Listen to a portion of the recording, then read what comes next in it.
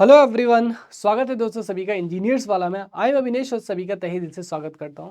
तो दोस्तों यहाँ पे एक बहुत ही अच्छी वैकेंसी निकली हुई है डिप्लोमा एस्पिरेंट्स के लिए, दैट इज द एचपीसीएल।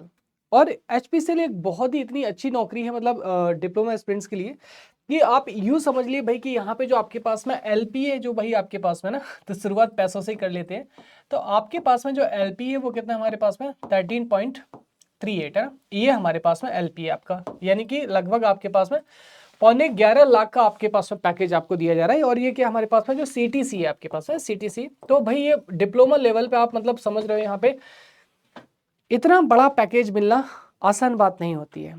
तो एक बहुत ही जो शानदार वैकेंसी यहाँ पे आप लोगों के लिए निकल के आई है, दैट्स द एचपीसीएल। तो इसके बारे में बात करें, क्या एग्जाम पैटर्न रहेगा, क्या सिलेबस रहेगा, और आपके पास में जो प्रिपरेशन सॉरी आपके पास में जो प्रिपरेशन स्ट्रेटजी है बेटा, वो क्या रहने वाली है।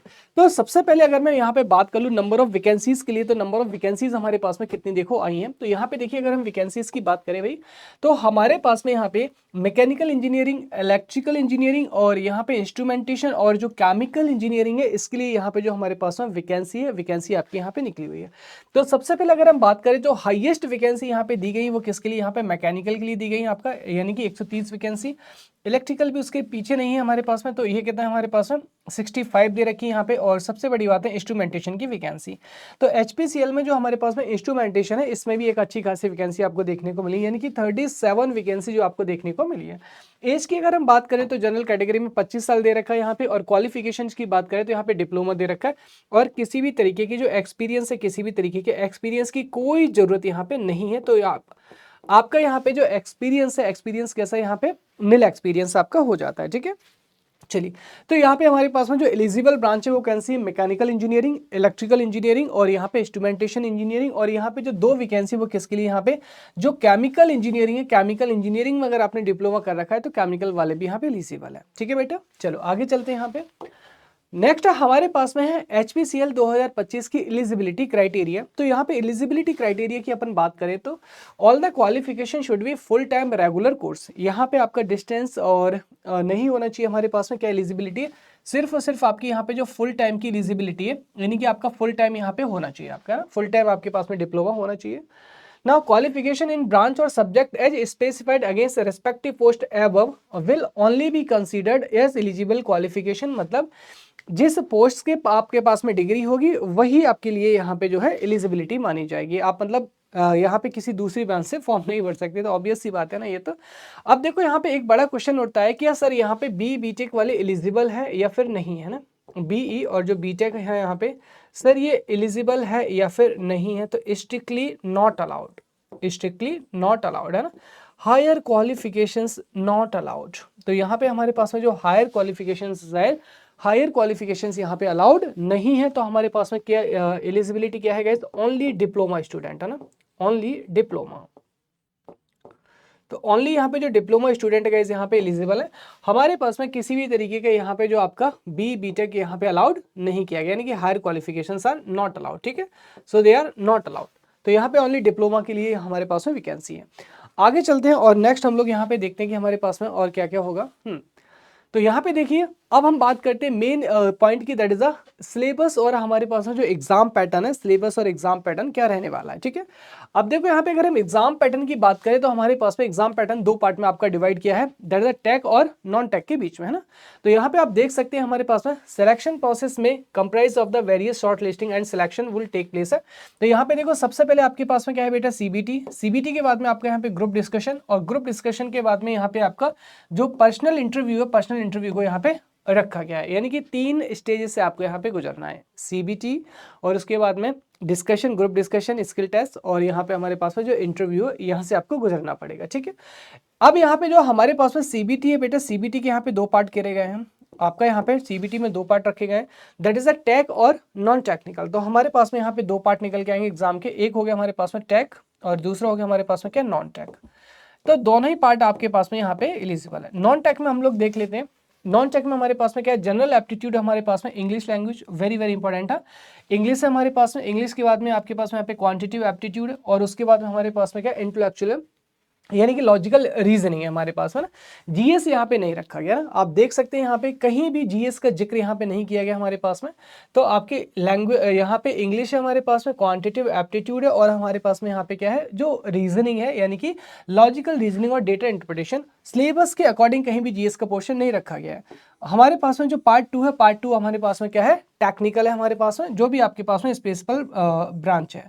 तो ये हमारे पास में क्या होगा, टेक्निकल हो गया आपका। ठीक है, चलो तो यहाँ पे सीबीटी जब आप क्लियर कर जाएंगे तो सीबीटी के बाद यहाँ पे जो आपको ग्रुप डिस्कशन या फिर जो इंटरव्यू है उसके लिए यहाँ पे बुलाया जाएगा बेटा। ठीक है, आगे चलते हैं भाई। और नेक्स्ट अगर हम बात करें यहाँ पे, खासकर मैं इलेक्ट्रिकल से हूँ भाई, तो मैं यहाँ पे इलेक्ट्रिकल के जो टेक्निकल सिलेबस है, टेक्निकल सिलेबस के बारे में आपसे बात करना चाहूँगा।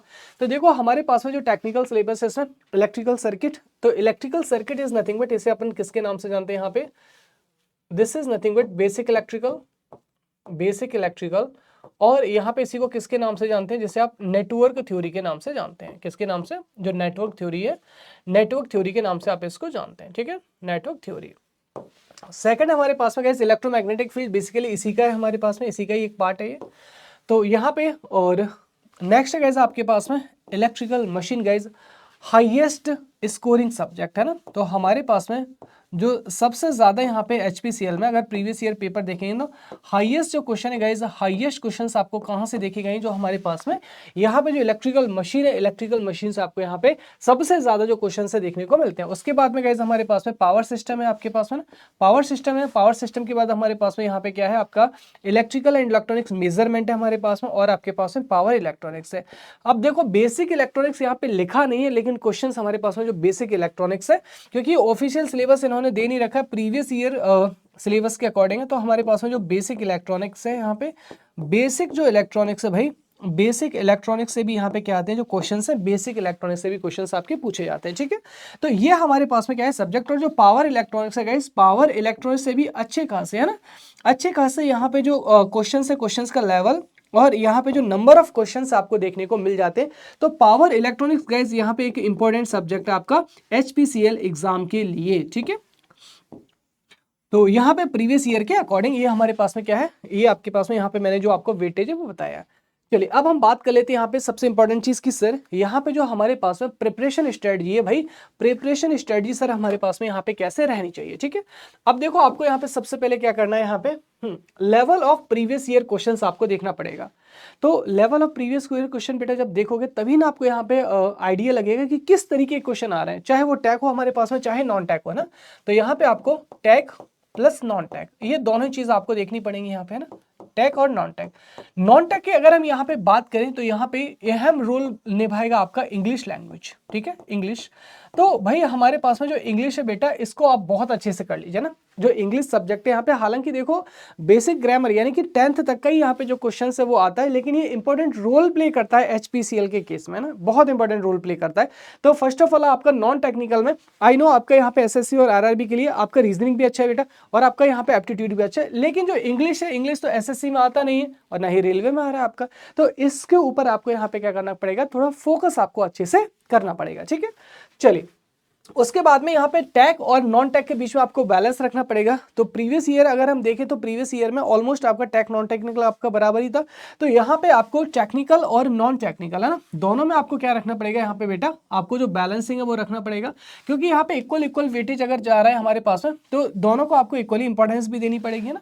और नॉन टैग में यहाँ पे 3 ही सब्जेक्ट उन्होंने बोले, मैथमेटिक्स, एप्टी, रीजनिंग और इंग्लिश। तो भाई इसके ऊपर एकदम बहुत अच्छे से काम कीजिएगा। ठीक है, अब क्योंकि नॉन टेक हमारे पास में कॉमन फॉर ऑल एग्जाम होता है, तो यहाँ पे मेन हमारे पास में आएगी कि यहाँ पे जो टेक्निकल है, टेक्निकल में अपन कैसे करें। तो टेक्निकल में आपको देखो यहाँ पे जो आपके बेसिक्स ऑफ फंडामेंटल है, बेसिक्स ऑफ फंडामेंटल से आपको स्टार्ट करना है।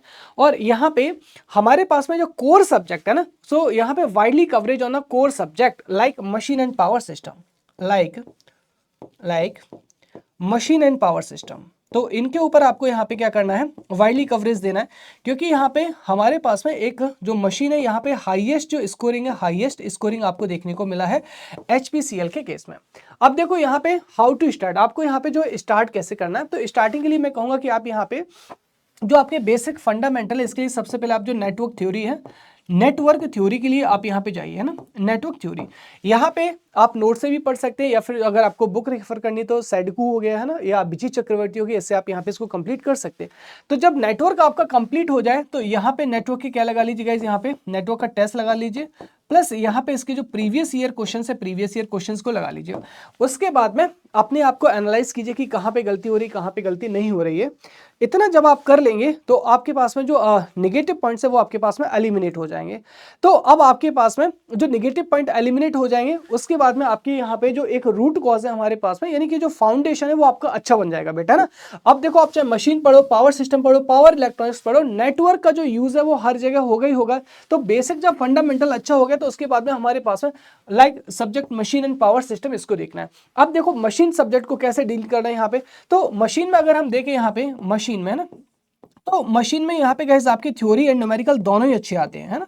आपके पास है थ्योरी और जो न्यूमेरिकल है बेटा, थ्योरी और न्यूमेरिकल दोनों ही यहाँ पे एक अच्छे लेवल पे पूछे जाते हैं। तो चाहे वो ट्रांसफार्मर हो, डीसी हो, हमारे पास में इंडक्शन हो, या फिर आपका सिंक्रोनस हो, तो आपको थ्योरी और न्यूमेरिकल दोनों पे अच्छी कमांड करनी है। और सेम प्रोसीजर आपको यहाँ पे करना है कि किसी भी सब्जेक्ट को आप पढ़ेंगे, एक टॉपिक आपने पूरा किया, उस टॉपिक के आपको क्या लगाना है, एमसीक्यू लगाना है। उसके बाद यहाँ पे क्या लगाना है बेटा, उसका टेस्ट सीरीज लगाना है।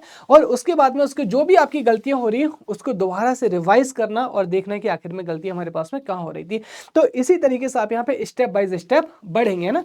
और हमारे पास में जो आपका सेगमेंट होगा स्टडी का, आप इसको दो पार्ट में जरूर यहाँ पे डिवाइड करके रखिएगा ना, कि हमारे पास में